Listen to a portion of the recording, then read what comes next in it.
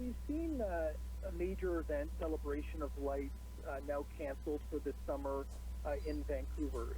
Can you provide some guidance and clarity to, organize? We hope with the program that we are on now, with the amount of vaccine that we have, is that we will be able to have some small outdoor events.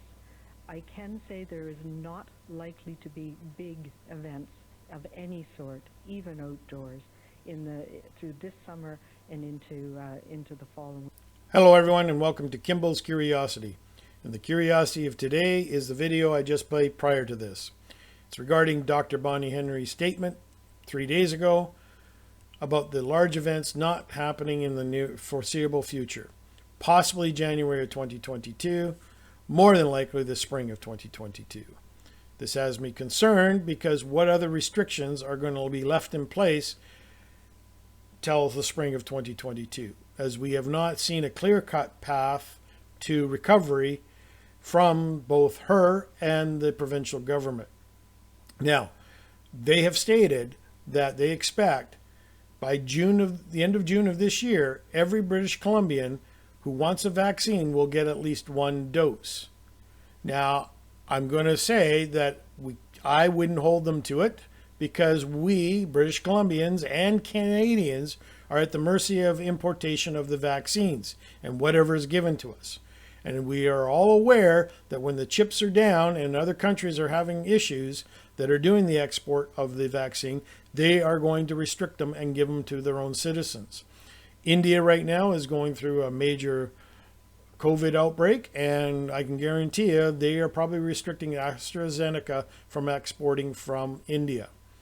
And don't blame them, but at the same time, this shows the weakness in our Canadian manufacturing, that we are left on our own demise when the chips are down. And we need to start looking after ourselves also. That's a video topic for another day, so let's get back to what I wanted to talk about regarding the large events. So far, we've had 3 major events canceled. One of them was the Cloverdale Rodeo, which was supposed to happen in May. They pushed it back into June. And in regards to no clear-cut direction from the provincial government or Dr. Bonnie Henry, other than more than likely it's not going to happen, the Cloverdale Rodeo Association canceled the rodeo. They had to. The next one was the Celebration of Lights. Now, that one, I have a lot more support of its cancellation, as it's harder to control the crowds going down to English Bay to watch the fireworks.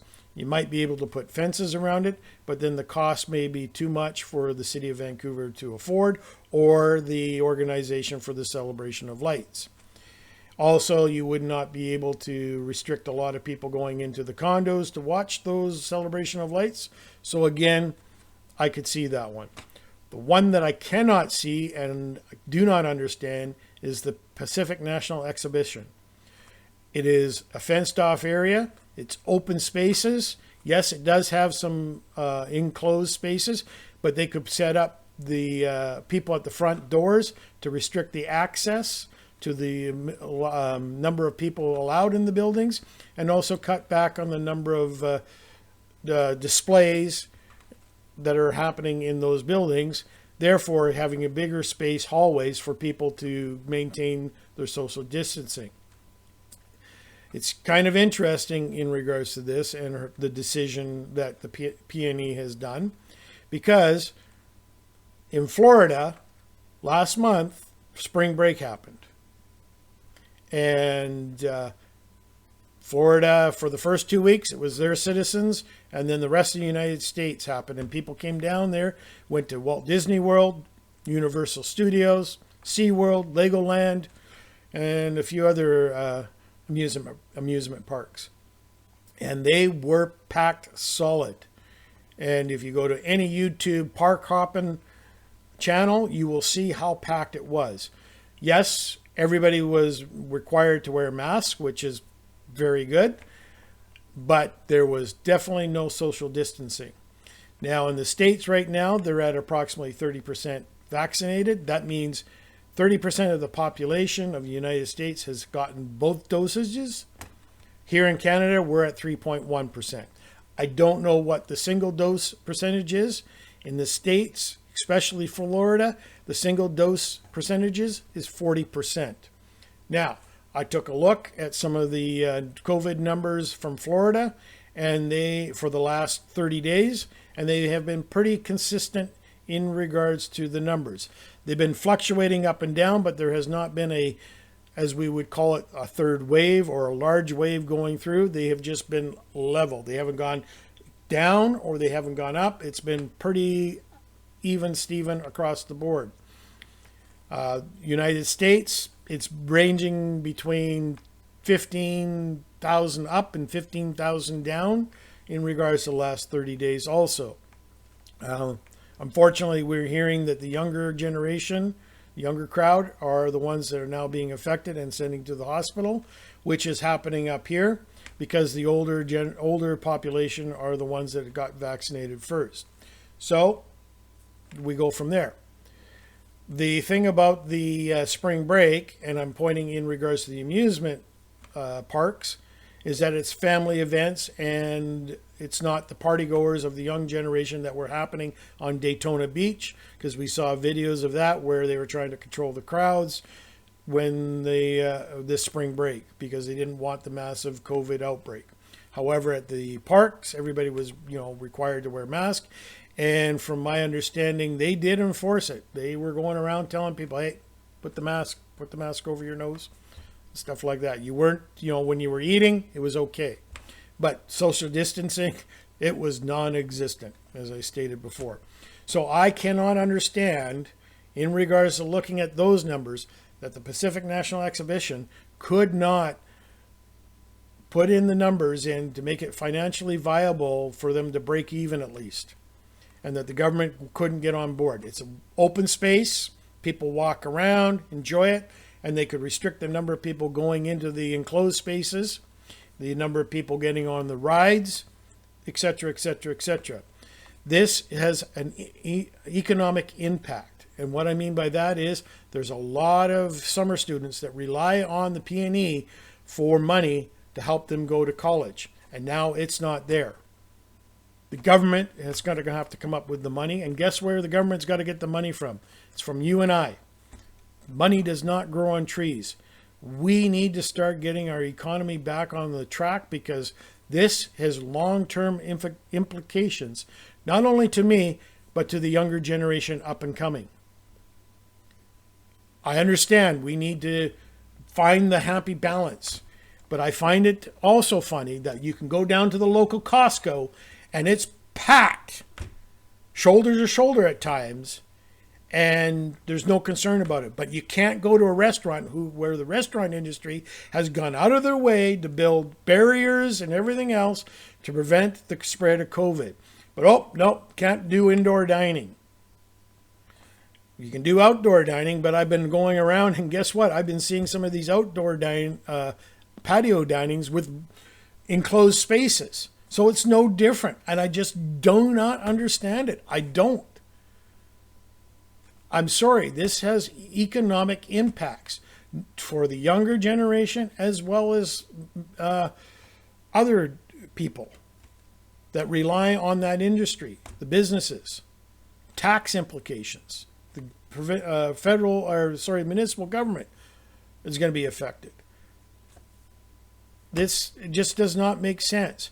If you're going to lock down, then lock down everywhere and limit the number of people going into these large big box stores, Walmart, Best Buy. Anyways, I want to mention something. Best Buy, actually, I have to commend them. They monitor the numbers. They have somebody sitting at the front there, and I've gone into Best Buy and I have not seen large crowds. But again, you can buy a lot of that stuff online, so people are staying at home and ordering those kind of items online. However, Costco, I've been in Costco and I've been shaking my head because the aisles are not that big. You're walking by people.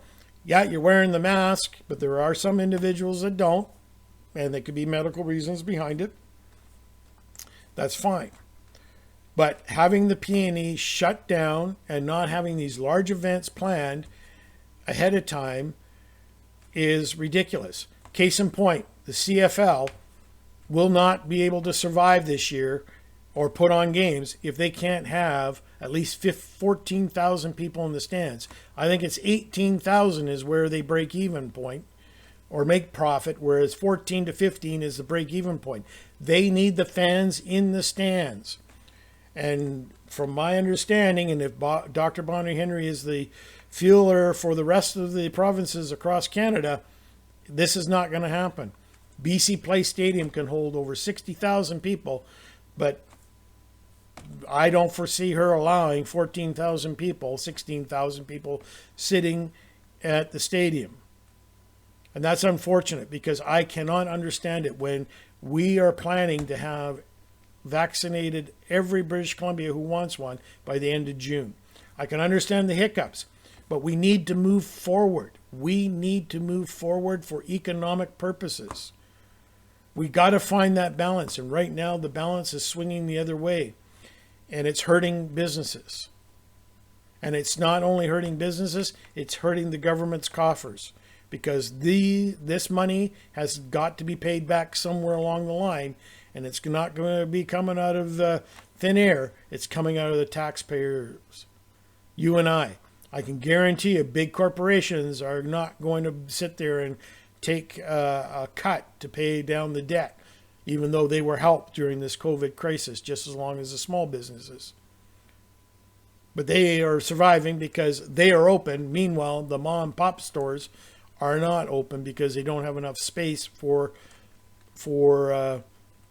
social distancing. Anyways, that's my two takes. I understand COVID is real. COVID is serious. We were in our third wave. I understand. But there was no logical sense in restaurants were shut down, but big box were left open. It just did not make sense to me. And then to turn around and say PNE cannot hold its event because the crowds are too big just is beyond me, especially when you say being outdoors is the best thing for this virus not being spread. I'm pretty sure with the PNE being a gated area that they could find the happy balance in regards for the numbers to at least break even and employ summer students so they can afford to go back to school and pay for some of it. And that doesn't come out of the government's pockets. Anyways, that's my 2 cents. If you didn't like my video, hit the dislike button. If you liked it, smash that like button and leave comments. Like I said, I have no problems accepting criticism. I don't have any problems accepting positive reviews also. I prefer that. And if you really like it, subscribe, please. Thank you very much, and peace out.